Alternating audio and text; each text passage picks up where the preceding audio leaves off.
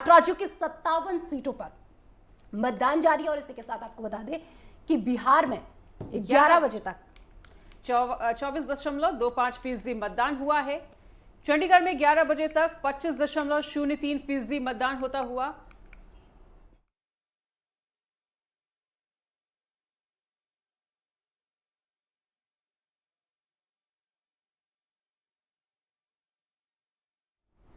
और इसी के साथ झारखंड में 11 बजे तक 29.55% मतदान हुआ है। उड़ीसा में 11 बजे तक 22.64% मतदान हुआ है। पंजाब की अगर बात करनी चाहे तो देखिए 11 बजे तक के आंकड़े सामने हैं, 23.91% मतदान हुआ है। इसी के साथ उत्तर प्रदेश की अगर मैं बात करूं तो 28.02% मतदान हुआ है। पश्चिम बंगाल में 28.10% मतदान हुआ है। तो ये बड़ी जानकारी आपको दे दें, जहां पर 11 बजे तक के आंकड़े सामने आ चुके हैं। इसी के साथ अगर यूपी की 13 सीटों की अगर बात कर ली जाए, देखिए मतदान लगातार जारी है। इसी के साथ बलिया की अगर बात कर ली जाए तो देखिए यहां का भी आंकड़ा सामने आ चुका है, 27.81% मतदान हुआ है। बांसगांव में 11 बजे तक 28.30% मतदान हुआ है।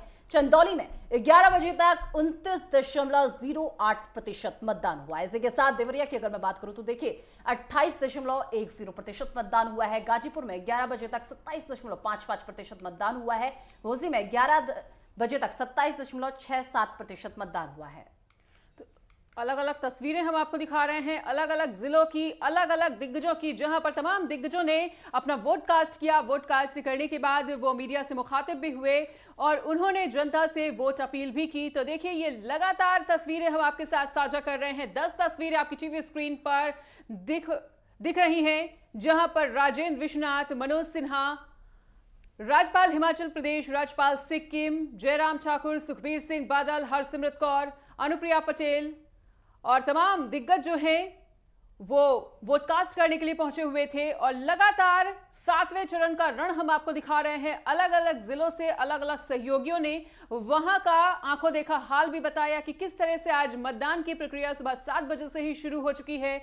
मतदाता कितना ज्यादा जागरूक नजर आ रहे हैं और किन मुद्दों के साथ वो मतदान स्थलों पर पहुंच रहे हैं। और ये खास तस्वीरें उन तमाम दिग्गजों की जिन्होंने आज सुबह उठते के साथ ही अपना वोट कास्ट कर दिया है। वोट कास्ट करने के बाद वो मीडिया से मुखातिब भी हुए। मीडिया से मुखातिब करते हुए उन्होंने तमाम जनता को वोट करने की अपील की है। वोट अपील करते हुए उन्होंने कहा है कि अपने घरों से निकले और अपने मताधिकार का प्रयोग करके लोकतंत्र के महापर्व का हिस्सा बने।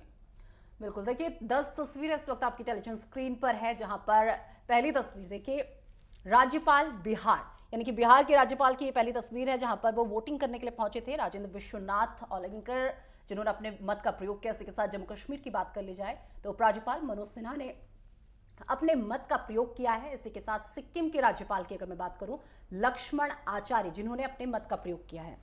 बिल्कुल, तो लगातार ये खास तस्वीरें आपकी टीवी स्क्रीन पर और सुबह से ही महामतदान की महा कवरेज हम आपको दिखा रहे हैं, जहां अलग अलग दिग्गज जो हैं वो वोट कास्ट करने के लिए पहुंचे हुए थे।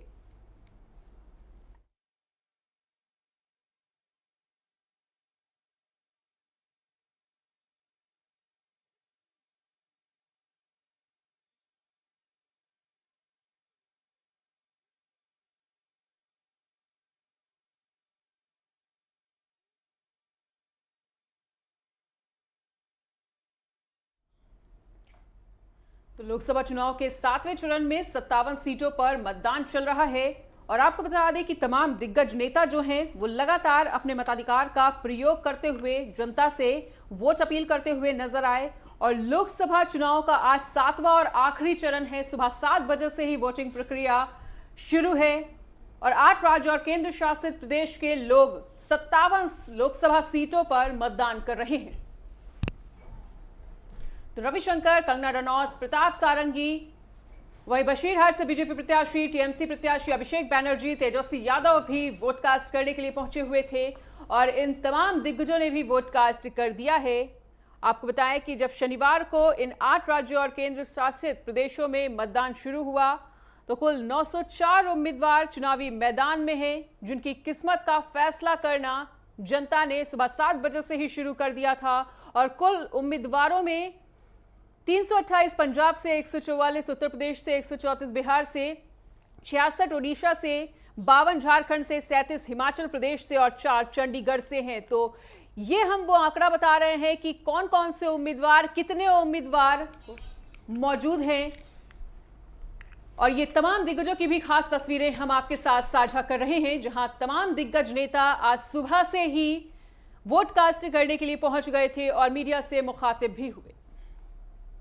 यूपी के मिर्जापुर में मतदान जारी है और सुरक्षा व्यवस्था के क्या इंतजाम किए गए हैं, अपर पुलिस अधीक्षक नितेश सिंह ने जानकारी दी है। मिर्जापुर से हम जुड़े हुए हैं और यहाँ पे आज चुनाव हुए और वोटिंग चालू है। ऐसे में पुलिस की व्यवस्था किन मुद्दों में की जा रही है, किन तरीके से की जा रही है, पोलिंग बूथों पे क्या सिक्योरिटी व्यवस्था की गई है, ऐसे में हम जानना चाहेंगे। हमारे जनपद मिर्जापुर के एडिशनल एसपी साहब हैं, तो किस प्रकार की सुरक्षा व्यवस्था पोलिंग बूथों की की जा रही है? सर बताएं पहले, क्या सुरक्षा व्यवस्था की जा रही है, कैसे की जा रही है?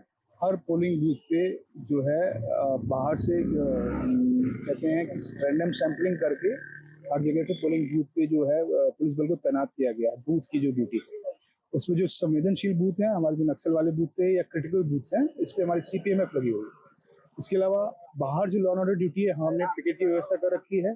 सेक्टर मोबाइल और क्लस्टर मोबाइल हमारे हर प्रत्येक थाने में कर रखी है। इसकी संख्या 34 तक भी एक किसी थाने में गई है, जो यहाँ पे निरंतर आके भ्रमणशील है और जो अवांछनीय लोग हैं या गलत एक्टिविटी कर रहे हैं, इसमें उनको टोकाटाई करके विधिक कार्रवाई इस पर की जा रही है। ऐसे में सर गर्मी काफी अधिक पड़ रही है, जो बाहर से जवान आए हैं उनके लिए क्या व्यवस्थाएं की गई है? सर पोलिंग बूथ पे आज हर केंद्र पर एक जो है शामियाना लगाया गया है, साथ में उसके पानी और कूलर की व्यवस्था भी की गई है जहाँ पे जैसी आवश्यकता है। आज हमारा थोड़ा लक अच्छा है कि आज गर्मी नहीं है, बादल है। कल की व्यवस्था से, कल के टेम्परेचर से आज कल की टेम्परेचर कंट्रोल वे में है। और इसके अलावा सभी जगह जहाँ भी पानी की आवश्यकता हो रही है वहाँ पानी पिलाया जा रहा है। साथ में थानाध्यक्ष के द्वारा हर पोलिंग बूथ पे जो है खाना और पानी का वितरण किया गया है। सुबह उनको चाय नाश्ता दिया गया है, दोपहर में खाना दिया गया है, शाम को भी उनके साथ इलेक्ट्रोल जिला DM महोदय की और कप्तान महोदय के आदेशानुसार हर किसी बूथ पे जो है आंगनबाड़ी के माध्यम से और पुलिस द्वारा थानाध्यक्षों के माध्यम से सभी को इलेक्ट्रोल की सुविधा दी गई है। हर कर्मी के पास लगभग एक की, और इससे ज्यादा की आवश्यकता है तो वो भी प्रोवाइड किया जा रहा है। 2300 लगभग बूथ है यहाँ और लगभग 1300 के पार पोलिंग बूथ बनाए गए हैं। तो ऐसे में कितने विभाग की ड्यूटी लगी है और पुलिस के कर्मी कितने लगाए गए? लगभग 10,000 के आसपास जो है इस संख्या में पुलिस के। तो ऐसे में आपने देखा कि हमारे साथ जनपद मिर्जापुर के एडिशनल एसपी साहब खड़े थे, तो पुलिस की क्या सिक्योरिटी व्यवस्था की गई है इसके बारे में स्पष्ट रूप से जानकारी देते हुए बता रहे हैं कि किसी भी प्रकार की कोई अगर अफवाह मिलती है को या उनके एक्टिविटी गलत निकलती है तो उनके ऊपर क्या कार्रवाई की जाती है, क्या होगी कार्रवाई? इसमें जो भी विधिक कार्रवाई प्रोविजन है, हम उसको ले आके उसको क्रेडेंशियल चेक करके या उस पर जो होगा मुकदमा लिखने का वो भी कार्रवाई करेंगे। पहले समझा बुझा दे रहे हैं, छोटी मोटी अगर वो इलीगल दायरे में नहीं आ रहा है, उसको मान जा रहा है तो वो ठीक है, नहीं हो रहा है तो उसको उसके साथ जैसे जैसे उसका क्रम अपराध की श्रेणी में आता जाएगा वैसे वैसे समुचित धाराएं हैं और पुलिस अपनी कार्रवाई उस पर करेगी। इसमें कोई झिझकाहट नहीं है। देख रहे हैं कि कुछ छोटी मोटी अगर समस्याएं हैं तो उनको समझा बुझा भी दिया जा रहा है, लेकिन कोई बड़ी अगर समस्याएं हुई तो उनके ऊपर कानूनी कार्रवाई कठोर की जाएगी। तो देखिए, महामतदान की महा कवरेज हम आपको दिखा रहे हैं और लगातार उन तमाम सीटों का जिक्र कर रहे हैं, विश्लेषण कर रहे हैं जहां आज हॉट सीट्स बनी हुई हैं और मतदान सुबह 7 बजे से ही शुरू हो चुका है। तमाम दिग्गजों की किस्मत का फैसला जनता कर रही है। अलग अलग मेहमान भी हमारे साथ जुड़ चुके हैं। आपको बता दें, वरिष्ठ पत्रकार अमिताभ कुमार, अनीता चौधरी वरिष्ठ पत्रकार और साथ ही साथ पॉलिटिकल एनालिस्ट प्रोफेसर मजहर नकवी जी हमारे साथ जुड़ चुके हैं। तो तीनों ही मेहमानों का बहुत बहुत शुक्रिया, तीनों मेहमानों का बहुत बहुत स्वागत है। और अमिताभ कुमार जी, सबसे पहले आपका रुख करते हुए कि जिस तरह से आज 7वें चरण का मतदान चल रहा है, तमाम दिग्गजों की साख दांव पर लगी हुई है, ऐसे में सभी की निगाहें वाराणसी पर टिकी हुई। एक तरफ जहां कन्याकुमारी में PM नरेंद्र मोदी की साधना, तो वहीं दूसरी तरफ वाराणसी में वहां की जनता उनके लिए साधना कर रही है, वोट कास्ट कर रही है। इस पूरी साधना को किस तरह से देख रहे हैं, वाराणसी के चरण को और वाराणसी के सियासी संग्राम को किस तरह से समझ रहे हैं? लोगों प्रतिनिधि रहे, कतार उनको बहुत मिलता रहा है जी। वहाँ सब कुछ स्पष्ट, और प्रधानमंत्री जब ध्यान में मगन होकर बैठे हैं तो जनता और प्रसन्न होती है जी। कि भाई हमारा प्रधानमंत्री है, वो सनातन धर्म और इन सब पे इतनी आस्था रखता है, अन्य पहले के प्रधानमंत्रियों की तरह डरता नहीं है अपनी आस्था को प्रकट करने में और पूरे निष्ठा के साथ उसका पालन करता है। ये लोगों को और आकर्षित करती है और उत्सुक भी करती है। भाई इस तरीके से भी अब है भारत में जो है हमारे प्रतिनिधि शासन करने वाले हैं और उन्हें उम्मीद होती है कि जो इस आस्था का व्यक्ति है, इतना ज्यादा धर्म कर्म और इन सब में लगा हुआ है, तो निश्चित रूप से देश का, जनता का, समाज का भला करेगा। तो इसका बेहतर फायदा मिलता है। और इसको जैसे विपक्षी इसे राजनीतिक स्टंट वगैरह करार देते हैं, तो इसमें दो राय नहीं है। भाई हर कोई अपने तरीके से जनता को प्रभावित करने की कोशिश करता है, उनको अपने पाले में लेने की कोशिश करता है। तो उसमें एक तरीका ये भी है, ये अच्छा है कि वो पूजा पाठ करके और ध्यान समाधि लगा करके लोगों को आकर्षित करने की कोशिश कर रहे हैं।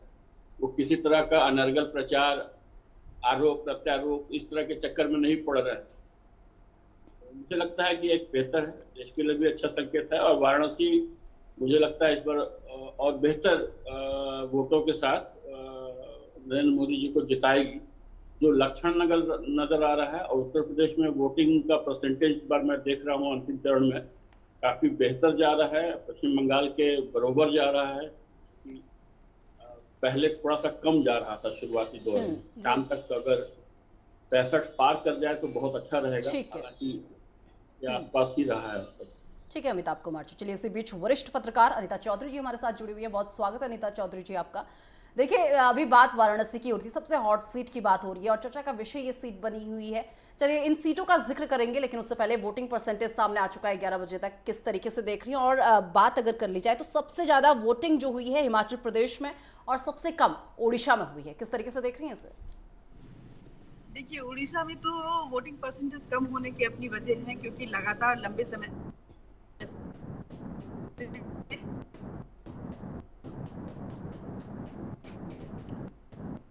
आवाज मिल रही है आपको अनीता जी? चुनावी रैलियों में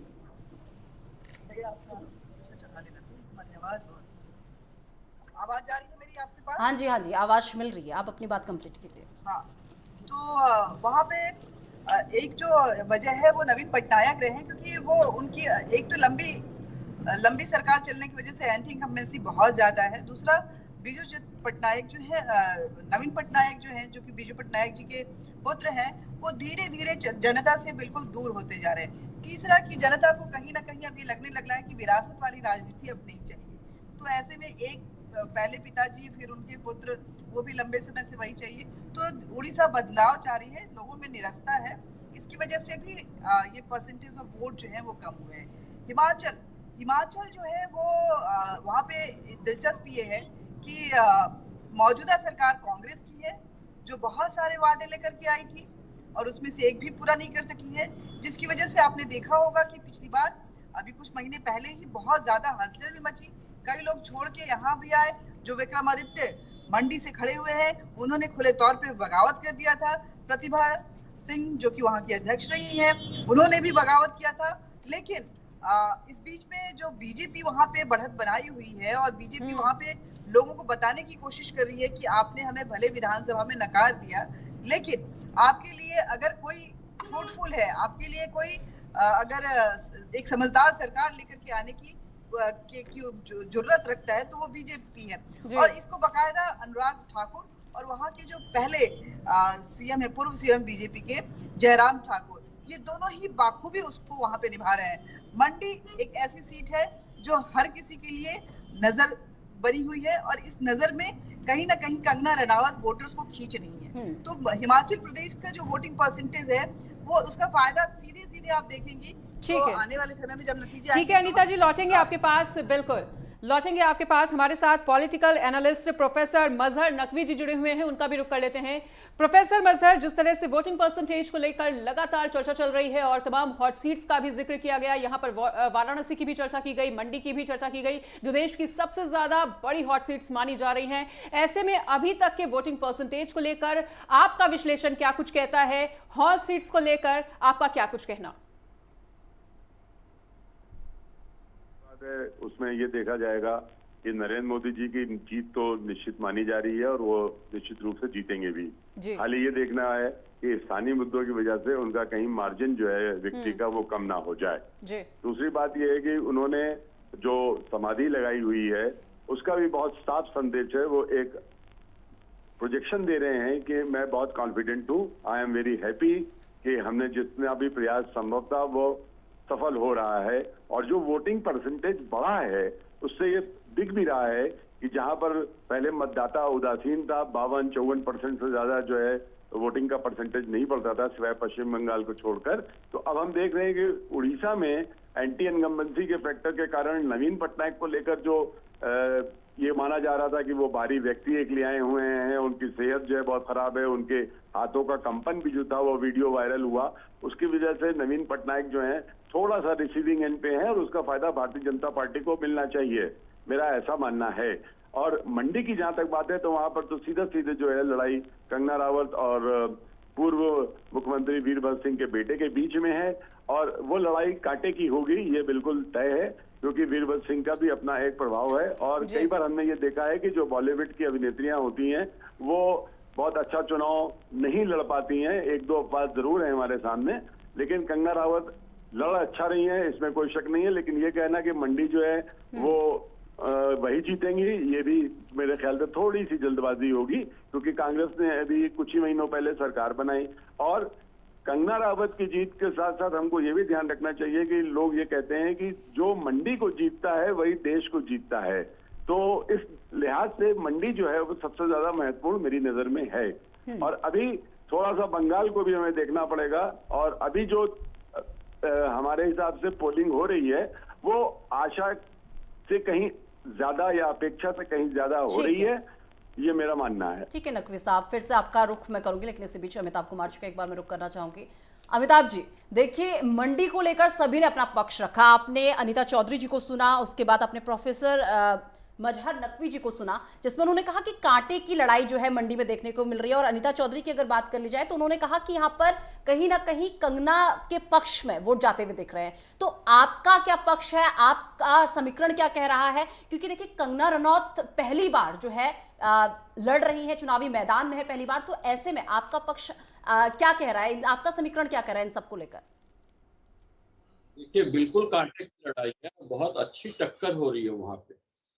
विक्रमादित्य जो है वो कोई कमजोर प्रत्याशी नहीं है, उनका पूरा परिवार ही जो है वहां पे राजनीति में बहुत लंबे समय से सक्रिय रहा है और उनका बहुत अच्छा प्रभाव क्षेत्र है। उस लिहाज से कंगना राणावत को काफी मेहनत करनी पड़ेगी। प्लस पॉइंट ये है कि इस बार जो चुनाव लड़ा जा रहा है मोदी जी के इर्द गिर्द लड़ा जा रहा है, तो मोदी जी के नाम का फायदा जो है वो मेरे ख्याल से कंगना जी को शायद आगे ले जाएगा, उम्मीद यही करता हूं। लेकिन रिजल्ट तक इस लड़ाई को हमें देखना पड़ेगा बड़ी सावधानी से, क्योंकि कोई भी पक्ष कमजोर नहीं है, वहां पे बहुत जबरदस्त लड़ाई है। विक्रमादित्य सिंह ने भी अपना पूरा जोर झोंका हुआ है वहां पे, भाजपा ने भी झोंका हुआ है, और चूंकि वो पुरानी पॉलिटिकल फैमिली रही है तो उसकी एक समझ होती है अपने इलाके के प्रति, लोगों के प्रति, और जनता के मन में उनके प्रति जो है एक अलग भावना होती है।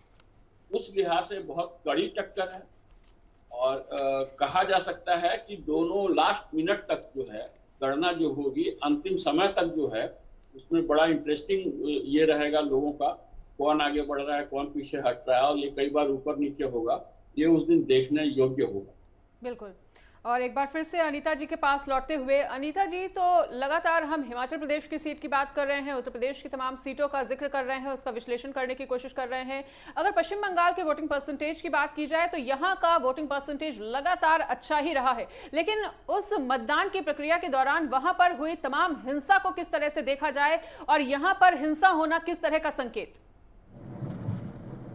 देखिए पश्चिम बंगाल अपने आप में बहुत ही चौंकाने वाले नतीजे देने जा रहा है, क्योंकि वोटिंग परसेंटेज जो बढ़ रही है वो सिर्फ एक तरफा नहीं बढ़ रही है। आपने देखा होगा कि पूरे इलेक्शन के दौरान कहीं ना कहीं ममता बनर्जी जो ध्रुवीकरण की बात करें तो उसको करने में काफी कोशिश करी है। वो बार बार कहती नजर आई कि आप अगर वोट नहीं दोगे तो आपको सीमा पार भेज दिया जाएगा, आपके कागज देखने को बोलेंगे, आपको यहाँ पे एनआरसी लागू कर दी जाएगी, आपको सीए के तहत आपको झेलना पड़ सकता है। तो ये सारे डर जो खौफ जो है उन्होंने एक समुदाय में, मुस्लिम समुदाय में पैदा करने की कोशिश की। तो मुस्लिम समुदाय तो वैसे भी पहले भी वोट जो है वो आगे निकल के देने में के लिए जाने जाते हैं, इस बार वो पूरी तरह से निकल रहे हैं और लोगों के वोटिंग कार्ड्स भी बनवाए गए हैं, जिनके नहीं थे, जिनके पास डॉक्यूमेंट्स नहीं थे, उनको भी उपलब्ध करवाए गए। लेकिन आश्चर्य की बात है कि शहरी क्षेत्र जो है पश्चिम बंगाल का, वहां भी परसेंटेज उतनी ही हाई हो रही है।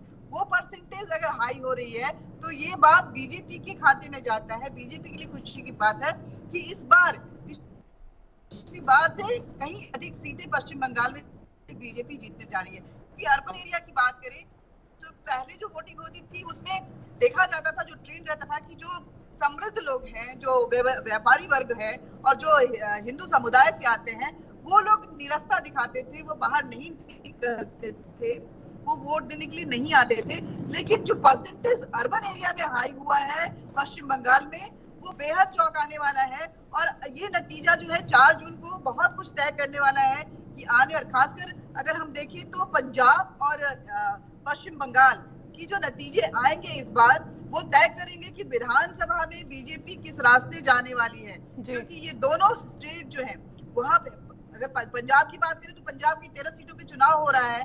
पहली बार 28 साल 1996 के बाद पहली बार बीजेपी पंजाब में अकेले अपने दम पे 13 सीटों पे चुनाव लड़ने जा रही है। सिर्फ 3 सीटों पे बीजेपी शिरोमणि अकाली दल के साथ चुनाव लड़ती थी, और वो तीनों सीटें जो है अमृतसर, गुरदासपुर और होशियारपुर, ये तीनों सीटें बीजेपी के नाम कमोबेश एक आध बार को छोड़ दे तो होती थी। लेकिन 13 सीटों में से कितनी सीटें बीजेपी अपने नाम करती है, परसेंटेज ऑफ वोट कितना बढ़ता है, और क्या ये किसान आंदोलन जो है उसका प्रभाव इस इलेक्शन में बीजेपी को झेलना पड़ता है, या एक नैरेटिव तैयार किया गया था किसान आंदोलन के नाम पे, वो सारी चीजें देखनी होंगी। लेकिन ये 2 स्टेट के नतीजे बहुत कुछ तय करने वाले हैं बीजेपी के भविष्य के लिए, कि आखिर इस पूरे भारत में दक्षिण। ठीक है अनीता चौधरी जी, वापस आपके पास मैं लौटूंगी। नकवी जी लगातार हमारे साथ बने हुए हैं। ठीक है अनीता जी, वापस आपके पास लौटूंगी। नकवी जी, जिस तरीके से बात कर ली जाए, अगर इस पूरे चुनाव को उठाकर देख लिया जाए, देखिए हम भी बाहर गए, हमने भी रिपोर्टिंग्स वगैरह की। जब हम बाहर गए, लोगों से जब पूछा जाता था कि आपकी पसंद कौन है, जब उनसे ये सवाल पूछा जाता था, तो जनता को कैंडिडेट कौन है इससे फर्क नहीं पड़ता था। जनता का एक ही जो है जवाब रहता था कि प्रधानमंत्री नरेंद्र मोदी। अगर आपने कॉमन बात देखी होगी तो कैंडिडेट से फर्क नहीं पड़ रहा कि कोई कौन कैंडिडेट है, किसे उतारा गया है, बीजेपी ने किसे चुनावी मैदान में रखा है, इससे फर्क नहीं पड़ता। फर्क पड़ता है तो प्रधानमंत्री नरेंद्र मोदी से। नकवी साहब, कि वो आज एक ग्लोबल ब्रांड बन चुके हैं, ग्लोबल लीडर बन चुके हैं, इसमें कोई संदेह नहीं है। ये श्रेय उनको देना चाहिए। अगर कोई नहीं देता है तो वो उनके साथ जाति करता है और वो निष्पक्ष अपनी राय नहीं रखता है। लेकिन ये भी उतना ही बड़ा सच है कि प्रधानमंत्री जी के नाम पर चुनाव लड़ा जा रहा है, और अगर हम ये समझ लें कि सरकार वो बना जाती है भारतीय जनता पार्टी एक बार फिर पूर्ण बहुमत के साथ और बहुत अच्छे सीटों के साथ, तो इसका भी पूरा श्रेय प्रधानमंत्री जी को ही जाएगा। ना तो पार्टी कैडर इस बार उतना निकला जैसा कि हम लोग देखते थे, तो जो कुछ भी हो रहा है वो तो प्रधानमंत्री जी के नाम पर हो रहा है। और जो स्थानीय मुद्दे हैं वो गौर हो जाते हैं। जैसे बनारस में यातायात की समस्या के बारे में कोई इसलिए बात नहीं करता है क्योंकि लोग वहां पर देश के प्रधानमंत्री को चुनता हुआ अपने आप को देख रहे हैं। लेकिन पंजाब की जैसे बात हमारे सामने अभी रखी गई है, वहां पर 3 सीटों की जो बात की गई वो परंपरागत रूप से भारतीय जनता पार्टी का गढ़ है, वो ठीक है। और पश्चिम बंगाल की जहां तक बात की जाए, उसमें भारतीय जनता पार्टी ने इस बार पहले ही से अपना टारगेट 30 सीटों का रखा हुआ था। वो 18 से 30 पे जाना चाहते हैं, और जादवपुर और संदेश खाली, परासाद, ये सारी चीजें जो हैं वो उनके पक्ष में जा रही हैं। और बंगाल में मेरा अपना मानना यह है कि भारतीय जनता पार्टी का बहुत क्लियर कट एक लक्ष्य है कि हमारा अगर कहीं कम हो रही है, जैसे उत्तर प्रदेश की जो 13 सीटें हैं वहां पर विपक्ष के पास जो है खोने के लिए कुछ है नहीं, सभी सीटें भारतीय जनता पार्टी के पास ही मान के चलिए। तो अब हमको ये देखना पड़ेगा कि ये जो नुकसान इनको कहीं लग रहा है तो इसकी भरपाई 2 स्टेट्स में नहीं बल्कि 3 स्टेट्स में होगी।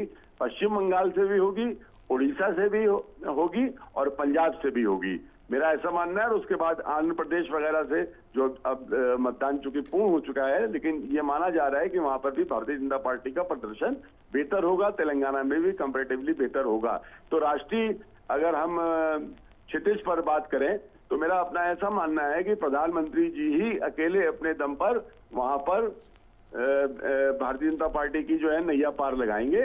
और ये जो है समय बताएगा 4 जून को कि क्या मार्जिन रहता है, क्या विक्ट्री मार्जिन रहता है। लेकिन जो छोटे दल हैं, जो एनडीए के एलाइज हैं, वो उतना अच्छा नहीं कर पा रहे हैं, मेरा ऐसा मानना है। बिल्कुल। और एक बार फिर से वरिष्ठ पत्रकार अमिताभ जी के पास लौटते हुए, अमिताभ जी, लगातार इस चीज़ की चर्चा चल रही है, जैसा कि अभी मेरी सहयोगी निशा ने और नकवी जी ने भी एक बात का जिक्र किया कि इस बार के चुनाव जीतने का श्रेय पूरी तरह से प्रधानमंत्री नरेंद्र मोदी को जाता है अगर इस बार एनडीए की सरकार बनती है। और उन्हीं मोदी जी की साधना पर जिस तरह से लगातार अब विपक्ष सवाल खड़े कर रहा है, उनके मौन होने पर जो जोरदार शोर विपक्ष में मचता हुआ नजर आ रहा है, इसको किस तरह से देख रहे हैं? देखिए, ये शोर मचाना मुझे लगता है व्यर्थ है। मुझे याद है जब हम लोग रिपोर्टिंग किया करते थे तो अक्सर बड़े नेताओं को ना, जैसे ही चुनाव प्रचार खत्म होता था तो फिर वो रिलैक्स करने के लिए अपने कोई गांव जाता था, कोई टूर पे निकल जाता था, कोई किसी बड़े शॉर्ट में जाके रहता था। तो हम लोग भी पूछा करते थे आप क्या करेंगे, कैसे आराम करेंगे, और उसके बारे में अच्छी अच्छी खबरें बना करके हम छापा करते थे। उसी तरीके से प्रधानमंत्री कहीं जा रहे हैं, सारे और नेताओं को भी अपना कुछ ऐसा प्लान करना चाहिए था। वो इस मामले में चूक गए। प्रधानमंत्री जनता के मन मिजाज को समझते हैं, तो उन्होंने बड़े सलीके से एक ऐसा प्रोग्राम अपना बनाया। वो पिछली बार भी गए थे, उसके पहले भी गए थे। वो एक टेक्निक है उनका। अब बात यह है, जब आप चुनाव प्रचार कर रहे हैं और चुनाव में जनता को प्रभावित कर रहे हैं, तो क्या क्या अपनाए जा सकते हैं, लोगों को साइलेंटली भी कैसे प्रभावित किया जा सकता है। अब ये चीज तो खबर बनेगी ही कि प्रधानमंत्री ध्यान में बैठे हैं, है ना। अमिताभ जी, लेकिन हमेशा ये भी देखा जाता है कि जब भी पीएम नरेंद्र मोदी पर किसी तरह का निजी हमला किया जाता है, निजी प्रहार किया जाता है, तो जो उनके समर्थक होते हैं, जो उनके सपोर्टर होते हैं, वो डबल एनर्जी के साथ एकजुट हो जाते हैं। हाँ, ये तो होगा ही ना। एक्शन का रिएक्शन तो जाहिर है, और अभी जो पक्ष जीतता नजर आ रहा है उसमें उत्साह एनर्जी ज्यादा है, तो वो ज्यादा दुगनी तेजी से हमला करेगा ना, जवाब देगा दुगनी तेजी से देगा।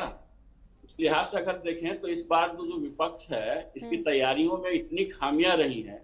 पिछले साल की जिस तरीके से इन्होंने अपने आप अपने पैरों पे कुल्हाड़ी मारी है, जिस तरीके से कांग्रेस ने नुकसान किया है अपना और संपूर्ण विपक्ष का, उसका जवाब नहीं है। नीतीश ने इतनी मेहनत करके ममता जी और अखिलेश जी को कांग्रेस के साथ लाने को तैयार किया, जो बिल्कुल नहीं राजी थे कांग्रेस के साथ आने को, तो समझिए कि एक बहुत बढ़िया गठबंधन खड़ा हो गया था। उनको समन्वयक काल घोषित करके और जुलाई अगस्त तक मीटिंग करके और गठबंधन फाइनल कर देना चाहिए था। अक्टूबर आते आते इनको सीटें बांट लेनी चाहिए थी, तब इनके जो नेता हैं फिर वो मिल करके सभाएं करते, रैलियां करते, अपने अपने कार्यकर्ताओं के साथ बैठते, पदाधिकारियों के साथ बैठते। क्योंकि जब आप गठबंधन करते हैं, दो अलग पार्टी, अब सपा और कांग्रेस उत्तर प्रदेश में मान लीजिए, तो दोनों के कोर वोटर अलग है और दोनों के पदाधिकारी आपस में लड़ते रहे हैं। अब एकदम से आप चाहिएगा कि वो एक दूसरे को समर्थन करेंगे, तो वो तब तक नहीं होगा जब तक बड़े नेता उनके साथ नहीं बैठते हैं, साथ में सभाएं नहीं करते हैं और लोगों को जाकर के बातचीत नहीं करते हैं, तब तक उतना समर्थन एक दूसरी पार्टी को कोर वोटर्स नहीं करते हैं। तो उसमें ये लोग पूरी तरह मात खा गए, बहुत अंत तक सीट ही तय करते रह गए, और वो भी लड़ाई रही कि कौन कहाँ पे मजबूत है।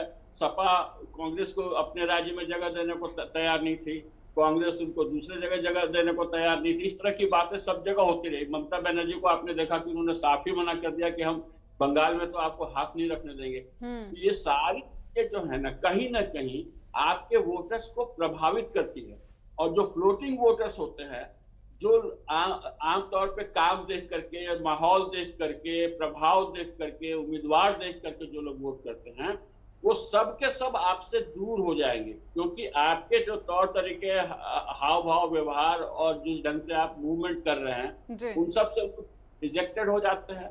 जो स्थिर होता है उसके साथ जाना चाहते हैं। और वैसे भी आपने देखा कि अभी भारतीय जनता पार्टी का बहुत अच्छा प्रोग्रेस रिपोर्ट चल रहा है। 10 साल होने के बावजूद एंटी इनकम्बेंसी तो कहीं नहीं है। आपने देखा कि साल 1.5 साल में हम लोग रेगुलर फॉलो कर रहे हैं, जितने बड़े मीडिया हाउसेस हैं, चाहे इलेक्ट्रॉनिक हो चाहे प्रिंट हो, वो लगातार, इस बार कमाल था, 2 साल से लगातार सर्वे चल रहा है। हर महीने किसी न किसी का सर्वे आ जाता है कि प्रधानमंत्री कौन सबसे बेहतर है। तो हर बार आपने देखा कि मोदी जी 50% तो ऊपर जाते हैं, बाकी लोग 20% के आसपास या उसके नीचे ही रहते हैं। तो इससे जनता का मन मिजाज तो साफ समझ में आता है। तो एक फ्लो बना हुआ था कि जीतना तो मोदी जी को ही है, तो उसका भी असर है। और विपक्ष की नाकामियों का जो, और नाकारा व्यवस्था तौर तरीकों का, और कांग्रेस द्वारा उपेक्षा बरतने जाने का बहुत बुरा असर इन चुनाव पे पड़ा। और कुल मिलाकर के देखिए, मोदी जी कुछ भी करेंगे उसकी खबर बनेगी, ये बात समझना चाहिए। वैसे राहुल जी भी कुछ भी करेंगे तो खबर बनेगी, अखिलेश जी भी कुछ भी करेंगे तो खबर बनेगी।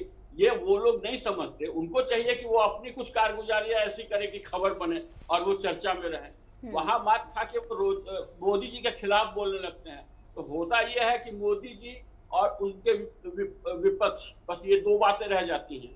कोई अपने आप में एक्शन करके वो खबर नहीं बनते हैं, बल्कि मोदी जी का विरोध करके खबर जब बनते हैं तो मोदी केवल दो बार चर्चा में आते हैं, एक बार अपने एक्शन में और दूसरे के रिएक्शन में भी उन्हीं का नाम आता है, तो मोदी जी को ज्यादा फायदा होता है। ठीक है, चलिए अनीता चौधरी जी लगातार हमारे साथ बनी हुई है। अनीता चौधरी जी, उसी टॉपिक को आगे बढ़ाते हुए मेडिटेशन को ही अगर हम आगे बढ़ाएं तो देखिए 7वें चरण से पहले मेडिटेशन को खूब भुनाने की कोशिश जो है की गई और विपक्ष की तरफ से कहा गया कि प्रधानमंत्री को मेडिटेशन करने की जरूरत है। किस तरीके से देख रही हैं?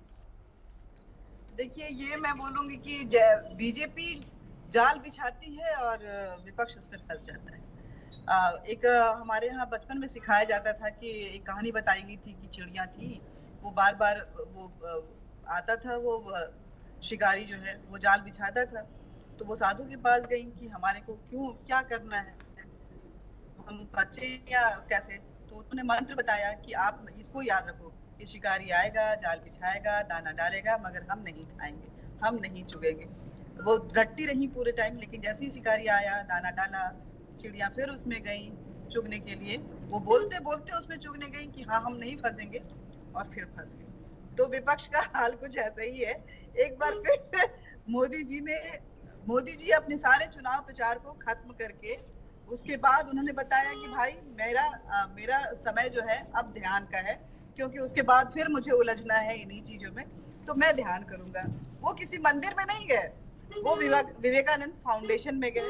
वहां जाकर, जहाँ पे विवेकानंद ने पीस के लिए मेडिटेशन सेंटर बनाया था, वहां पे वो मेडिटेट करते हैं, मंदिर का दर्शन करते हैं और बैठते हैं। सुबह शाम उनके योगा के विजुअल आ रहे हैं, उनके सूर्य नमस्कार के विजुअल आ रहे हैं, और विपक्ष बोल रहा है कि ये नाटक हो रहा है। अब ये जो सनातन हम बोलते थे कि मैं तो रुद्राक्षधारी हूँ जी, मैं जनेऊधारी हूँ जी, मैं हिंदू हूँ, मैं हिंदुओं को मानता हूँ लेकिन हिंदुत्व को नहीं मानता हूँ। आप समझिए कि उस पे यहाँ पे बिना कुछ बोले बीजेपी उस पे बहुत ज्यादा कुछ नहीं बोल रही है। इस 7वें चरण में आपने देखा होगा कि बहुत ज्यादा इस तरह के ध्रुवीकरण वाले भाषण नहीं आए। इसको पोलराइज कर दिया विपक्ष ने मोदी को, कि मोदी जो है वो अगर उनको मेडिटेशन ही करना है तो अपने घर में करें, खड़गे बोल रहे हैं। राहुल गांधी इसको नाटक बता रहे हैं। अब देखिए, जो सनातन, जो हिंदू धर्म है, हिंदूवादी जनता है, उसके मन में जब कोई मेडिटेट कर रहा हो, कोई योगा कर रहा हो, तो उसके अंदर में कोई बोले कि आप क्यों कर रहे हैं, आपको करने का कोई अधिकार नहीं है, आप तो नाटक कर रहे हैं, तो उसके अंदर में कितनी फीलिंग आएगी, आप इसको समझने की कोशिश कीजिए। तो ये जो जब भी ऐसा कुछ होता है, और ये उनका पर्सनल व्यू है, उनका विजन है, भाई मेरे फुर्सत के पल मैं कैसे गुजारूं ये मैं तय करूंगा, ना कि कोई और तय करेगा। तो मोदी जी ने बोला कि मेरे फुर्सत के पल मैं मेडिटेट करते हुए गुजारूंगा और इसमें किसी को कोई आपत्ति नहीं होनी चाहिए। राहुल गांधी अगर रुद्राक्षधारी ब्राह्मण थे, जनेऊधारी ब्राह्मण थे, उनको भी कुछ ऐसा, या वो मस्जिदों में जाके, मजारों में जाके जिस वोट को लुभाने की कोशिश करते, वहीं उनके साथ बैठ के वक्त बिताते। अखिलेश यादव अपने यादव वंशी जो समुदाय है उसके साथ वक्त बिता, लेकिन सब अपने अपने ड्राइंग रूम में चले गए, अपने एसी कमरे में चले गए, और मोदी जी मेडिटेशन करने चले गए और अपने ड्राइंग रूम से बैठ के ये बाकी नेता जो हैं उनको फिर से गाली देना शुरू किए। और आप समझिए कि काशी में इसका क्या प्रभाव पड़ेगा। जो आसपास के क्षेत्र हैं, चाहे वो गोरखपुर है, चाहे बाकी क्षेत्र हैं, वहां पे इसका क्या प्रभाव पड़ेगा, जो भी हिंदूवादी फीलिंग है उसके अंदर इसका क्या प्रभाव पड़ेगा। तो आपने खुद ही तय किया। इवन मुस्लिम जनता जो है वो भी बोलिए कि मोदी कुछ भी कर रहे हैं, अपनी आस्था में विश्वास कर रहे हैं, इस पे क्या ऑब्जेक्शन, उनके वोटर बोल रहे हैं। ठीक है अनीता जी, बिल्कुल लौटेंगे आपके पास। जाल बिछाया गया, मैं वही फिर बोलूंगी, जाल बिछाया गया, दाना डाला गया, ये रटते रह गए कि हम नहीं चुगेंगे, हम नहीं चुगेंगे, और फिर उसमें फंस गए, फिर विरोध करना शुरू किए, और फिर वो बात हो गई जो बीजेपी चाहती थी, बोली कुछ नहीं और सब कुछ हो गया। ठीक है, तो बोला कुछ नहीं और सब कुछ हो गया, और हमेशा से ही ऐसा ही होता आया है। और प्रोफेसर नकवी जी के पास एक बार फिर से लौटते हुए, नकवी जी, जैसा कि दोनों ही मेहमानों ने एक बात बोली है कि फुर्सत के पलों में पीएम नरेंद्र मोदी कुछ भी करें, उसमें विपक्ष को क्या प्रॉब्लम है ये वही जानते हैं। लेकिन अब विपक्ष ने, जैसा कि अब शाम 5 बजे के बाद जब मतदान की प्रक्रिया पूरी हो जाएगी और उसके बाद एग्जिट पोल को लेकर चर्चा शुरू हो जाएगी, तो उस एग्जिट पोल की डिबेट को लेकर कांग्रेस ने जिस तरह से किनारा कर लिया है, अब उनके इस रिएक्शन को किस तरह से समझा जाए, उनके इस रिएक्शन को किस तरह से देखते हैं आप? एक्चुअली कांग्रेस के मन में ये विचार जो है वो घर कर गया है कि उनकी बात जो है वो चैनल्स नहीं दिखाते हैं, और ये मेरा ऐसा मानना है कि इस विचारधारा को बहुत ज्यादा उनको बढ़ाने की जरूरत थी नहीं। हालांकि लेकिन सर ऐसा करके उन्होंने बीजेपी को तो हल्ला बोल करने का एक बार फिर से मौका दे दिया। एक तो वो पहले से ही पीएम नरेंद्र मोदी पर प्रहार करके घिरते जा रहे थे जनता से, और दूसरी तरफ उन्होंने एग्जिट पोल की डिबेट से, तमाम टीवी डिबेट से किनारा करके एक बार फिर से बीजेपी को ही बोलने का मौका दे दिया है।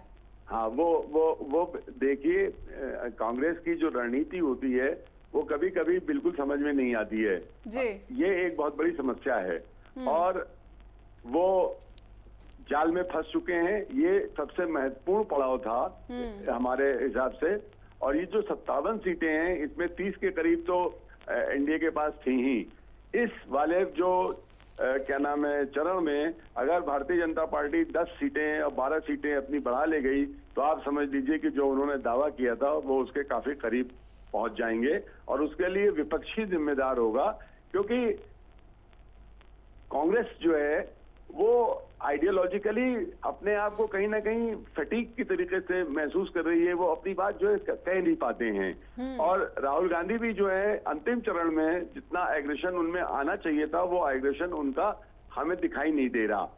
और इस चीज को हमको समझना पड़ेगा कि आज का जो चुनाव है वो अभी तक ये माना जा रहा था कि विकास के मुद्दे पर नहीं होगा, ये जाति समीकरण के आधार पर होने वाला है, विशेषकर उत्तर प्रदेश और पूर्वांचल में। लेकिन अब जो मोदी जी ने जो स्पीड, एक्यूरेसी और टाइमली एक्शन के लिए जाने जाते हैं, उन्होंने खामोशी से जो है अपना काम कर दिखाया है। जाति समीकरणों पर वो हावी हो जाएंगे, ऐसा मेरा मानना है, और यही वजह है कि वोटिंग का परसेंटेज जो है वो बेहतर हो गया, जो अभी तक नहीं हो रहा था। तो कई बार हमें लगता है कि जो खामोशी जो होती है वो ब्रह्मास्त्र का रूप ले लेती है, और मोदी जी ने ब्रह्मास्त्र का प्रयोग किया और वहीं गड़बड़ हो गया।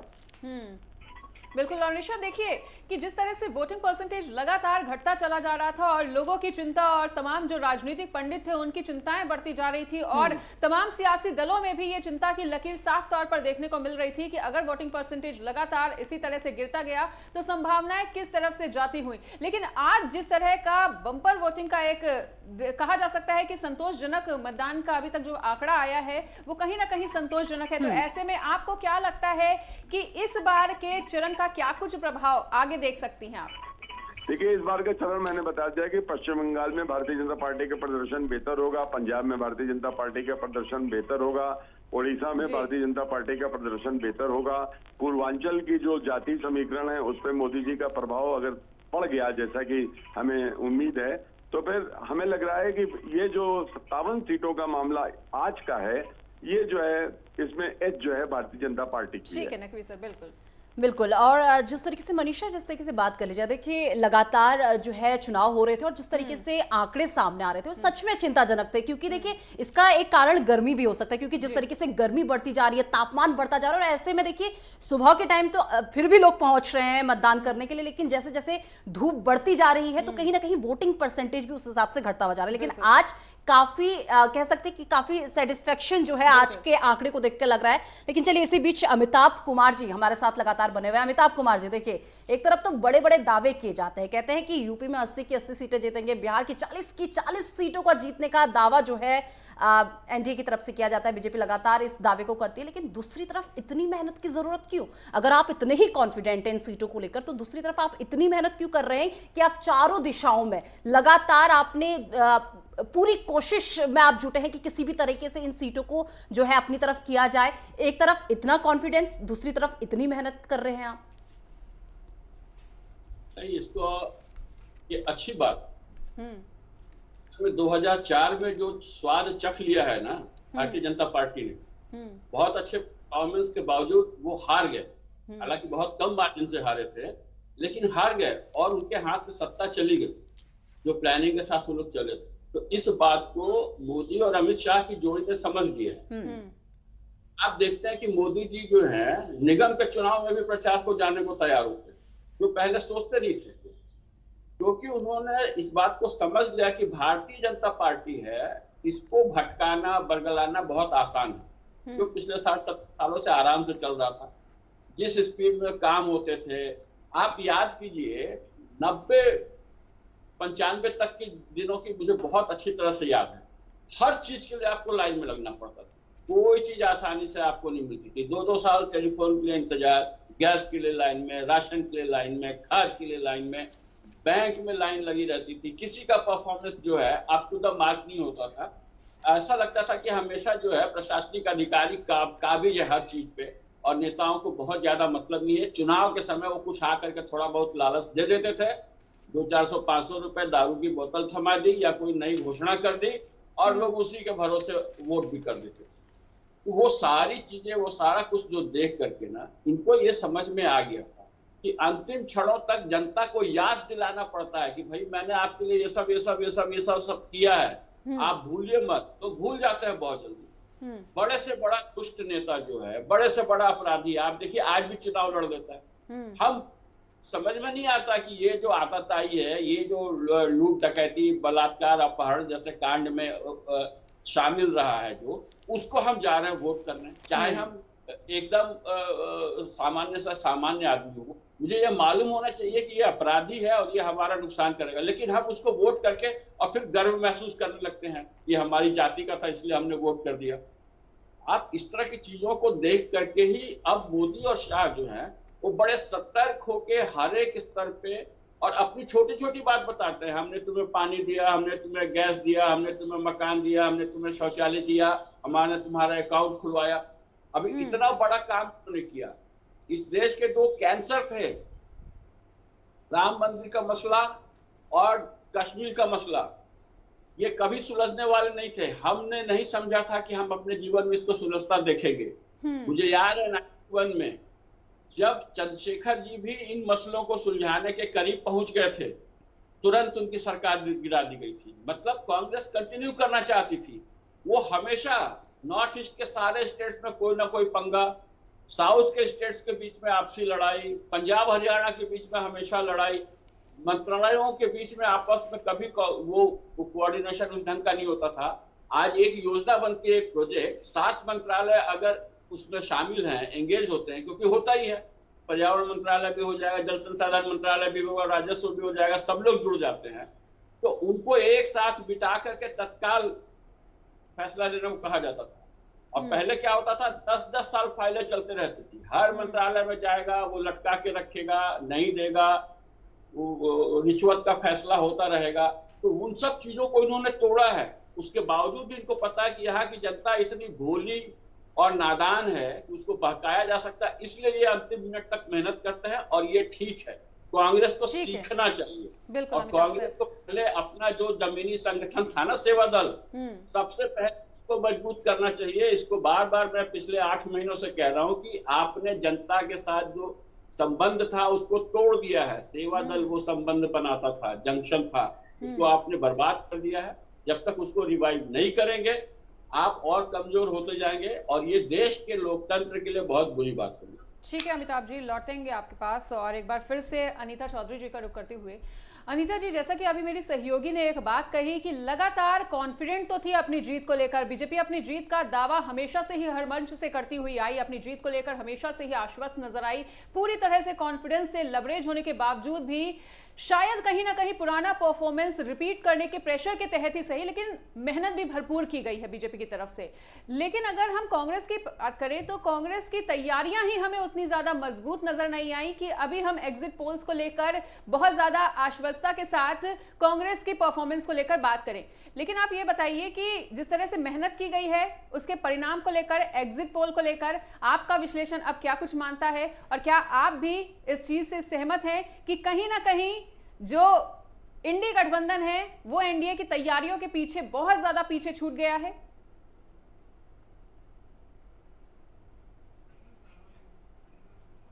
ठीक है अनीता जी, हम आपसे निवेदन करना चाहेंगे कि कृपया अपनी बात को अनम्यूट करके रखें। जी माफ कीजिएगा। जी। अगर हम 2014 और 2024 के चुनाव को अगर देखें और उसमें बेसिक अंतर को समझने की कोशिश करें तो 2014 का चुनाव एनडीए वर्सेस यूपीए था और 2024 का चुनाव जो है वो बीजेपी वर्सेस, मतलब एनडीए वर्सेस एनडीए कह लें या बीजेपी वर्सेस बीजेपी है। परफॉर्मेंस ये चुनाव विपक्ष के साथ था ही नहीं, बीजेपी का चुनाव खुद के साथ था कि मुझे वो 303 वो जो टिकट जो नंबर्स हैं उसको कितना एक्सीड करना है और एक टारगेट फिक्स कर दिया गया कि एनडीए का 400, बीजेपी का 370। 370 को नाम दिया गया कि ये 370 जो है समर्पण है हमारे श्यामा प्रसाद मुखर्जी को कश्मीर के लिए। और उसके बाद बीजेपी जो है उसके उस टारगेट को अचीव करने के लिए लगातार मशक्कत करती रही। एक भी पॉइंट ऐसे नहीं आए जहां बीजेपी चूकने की कोशिश करी कि नहीं मैं यहाँ पे रिलैक्स हो जाता हूँ, मुझे यहाँ पे जो है आराम से यहाँ से निकल सकता हूँ। बीजेपी ने एक भी सीट को आराम से नहीं लिया। हर जगह पे प्रधानमंत्री नजर आए, प्रधानमंत्री नहीं तो अमित शाह नजर आए, अमित शाह नहीं तो योगी नजर आए, योगी नहीं तो जेपी नड्डा नजर आए, जेपी नड्डा नहीं तो राजनाथ सिंह नजर आए, कोई नहीं तो किसी न किसी राज्य के मुख्यमंत्री और उसके साथ नितिन गडकरी नजर आए। लेकिन विपक्ष उस 400 के टारगेट को कैसे कम किया जाए, अपना टारगेट कैसे बढ़ाना है, इस पर कम ध्यान देते हुए उस 400 के टारगेट को कैसे, ये 400 नहीं आएगा। आपने सुना होगा कि 400 तो एक जुमला है, उस जुमले को प्रूव करने में ठीक है अनीता चौधरी जी, जुमला है। तो आप बताइए कि जीत किसकी होगी? अब 400 नहीं 370 ही आए, 350 ही आए, लेकिन सरकार जिसकी बनी जीत उसकी 400 आ गया तो ठीक है। एक छोटा सा रिएक्शन नकवी जी से भी ले लेते हैं। ठीक है अनीता चौधरी जी, ठीक है, एक छोटा सा रिएक्शन नकवी जी से भी ले लेते हैं। नकवी जी देखिए, अब बिहार की बात करते हैं। 8 सीटों पर यहाँ पर भी जो है वोटिंग चल रही है, इसके समीकरण को किस तरीके से देख रहे हैं? और इसी के साथ अगर पूरे बिहार को देखा जाए तो जिस तरीके से नीतीश कुमार की इमेज इधर से उधर जाना, उधर से इधर जाना, ये जनता को बेवकूफ समझते हैं। देखिए, जनता नीतीश कुमार जी से बहुत संतुष्ट बिल्कुल नहीं है और यही कारण है कि आप देख रही हैं कि तेजस्वी व्हील चेयर पर होने के बावजूद भी लगातार जो है आक्रामक हो रहे हैं। आज भी जो उनका बयान आया है प्रधानमंत्री को लेकर कि वो कोई ध्यान व्यान नहीं कर रहे हैं, फोटोशूट चल रहा है, तो वो अपने आक्रामक रूप से ये बताना चाह रहे हैं कि नीतीश कुमार जो सुशासन बाबू थे अब वो सुशासन बाबू नहीं रह गए हैं और एक विकल्प के तौर पर अब जनता को राजद को देखना चाहिए। और भारतीय जनता पार्टी के लिए अभी उनका जो निधन हुआ है मोदी जी का, सुशील मोदी जी का, वो एक कद्दावर नेता थे, वो भी एक तरीके से झटका है। लेकिन ये कहना बहुत जल्दबाजी होगी कि भारतीय जनता पार्टी बहुत अच्छा प्रदर्शन करने के लिए जा रही है, क्योंकि जो 18 सीटें उन्होंने दी हैं जदयू को, वो उनके लिए घातक साबित हो सकती हैं। अगर वो न होते नीतीश कुमार के साथ तो शायद भारतीय जनता पार्टी का प्रदर्शन बेहतर होता, क्योंकि भारतीय जनता पार्टी लगातार भ्रष्टाचार और सारे मुद्दों को उठा रही है। तो बिहार की राजनीति जो है थोड़ी सी हमारे देश के मुकाबले में डिफरेंट है। यहाँ पर बहुत से ऐसे मुद्दे हैं जो राष्ट्रीय राजनीति में उतना मुखर नहीं हो पाते हैं। वहाँ जाति समीकरण जो है वो भी हावी हैं। उनका मुकाबला भारतीय जनता पार्टी जो है बिहार में बहुत परिपक्व तरीके से नहीं कर पाई है, मेरा ऐसा मानना है। हालांकि बहुत रैलियां हुई हैं, लेकिन भारतीय जनता पार्टी को थोड़ा सा मुझे लगता है जो ये 3-4-5 घंटे हैं, इस दौरान अगर अब कोई गिमिक तो वो कर नहीं सकते, चुनाव प्रचार खत्म हो चुका है, लेकिन कोई मैसेज जो कागज के जरिए से वो करा सकते हैं और लोगों तक अगर ये बात पहुंचा सकते हैं कि भारतीय जनता पार्टी ही बिहार में जो है बहुत अच्छा शासन दे सकती है, तो अभी भी उनको फायदा। ठीक है नकवी जी, बिल्कुल। और इसी सवाल के साथ अमिताभ जी के पास लौटते हुए, अमिताभ जी, जैसा कि अभी मेरी सहयोगी निशा ने भी एक ही बात कही है कि चुनाव से पहले ही जिस तरह से एक बड़ा सियासी उलटफेर बिहार की राजनीति में देखने को मिला था और लगातार अगर नीतीश कुमार जी की हम छवि की बात करें तो कभी वो इस पार आते हैं, कभी वो उस पार जाते हैं, तो ऐसे में जनता का उस पर क्या कुछ प्रभाव पड़ने वाला है जनता पर? और इस लिटमस टेस्ट को किस तरह से देखा जाए? क्या कहीं बीजेपी ने कोई गलती तो नहीं कर दी उनके साथ गठबंधन करके? इस तरह की कोई स्थिति देख पा रहे हैं बिहार में? बीजेपी ने गलती नहीं की है, बीजेपी ने ठीक की है। बीजेपी जानती है कि समक्ष जो है राजद ही पावरफुल जो है वहां पे शक्ति है। बीजेपी अकेले सरकार नहीं बना सकती, वहां पे ये जानती है, क्योंकि बीजेपी को आने वाले विधानसभा चुनाव का भी ध्यान है। ये उसको पता है कि राजद को अगर टक्कर देना है तो जदयू का साथ उसे चाहिए। और अब मुझे लगता है कि बीजेपी धीरे धीरे लेकिन क्या सर जनता भरोसा जता पाएगी नीतीश जी पर? बिहार की जनता ना, देखिए वहां का मिजाज समझने की कोशिश कीजिए। वहां जो कोर वोटर होते हैं ना, वो इन सब चीजों को नहीं ध्यान देते हैं। मैं 1996-97 की बात बता रहा हूँ, ANI टीवी में था उस वक्त। मैं वहां पे गांव में जाकर के बातचीत कर रहा था, तो मैंने लालू यादव के घोटाले की जब बात की तो वहां गांव के लोगों ने कहा कि अच्छा तुम्हारा आदमी लूटता था तो कोई बात नहीं, मेरा आदमी लूट रहा है तो इसमें बहुत गड़बड़ हो गया, और बड़े गर्व से बोल रहा था। तो आप समझिए मिजाज कैसा लोगों, वो भ्रष्टाचार को वो समझ ही नहीं रहे। भ्रष्टाचार कर रहा है इसलिए इसका विरोध करना है, नहीं वो बात नहीं, मेरा आदमी है। इस तरह का अभी भी एक वहां बरकरार है। वहां पे अभी भी जाति को लेकर के भी बहुत ये है। लेकिन अभी राजद के साथ जो माइनस पॉइंट है, जो यादव वोट उनके हैं और मुस्लिम वोट जो हैं, उनके जो हुड़दंगी व्यवहार की वजह से वहां पे जो लोग बहुत डरे हुए हैं, खास करके जिनको हम SC ST कहते हैं ना, वो लोग उनसे दूर हो गए हैं, पिछड़ा वर्ग उनसे दूर हो गया और वो नीतीश जी के साथ है। ठीक है अमिताभ सर, बिल्कुल। तो समय सीमा की कमी के चलते फिलहाल इस चर्चा को आगे नहीं बढ़ाया जा सकता, लेकिन तमाम मेहमान हमारे साथ जुड़े हुए थे, उन सभी का बहुत बहुत शुक्रिया। उन्होंने अपने अपने मत को रखा, वोटिंग परसेंटेज को लेकर उनका क्या कुछ विश्लेषण रहा, इसको लेकर भी तमाम जानकारी साझा की। तो महामतदान की महा कवरेज इसी तरह से आगे भी जारी रहेगी, पर फिलहाल यहाँ पर रुकेंगे एक छोटे से ब्रेक के लिए।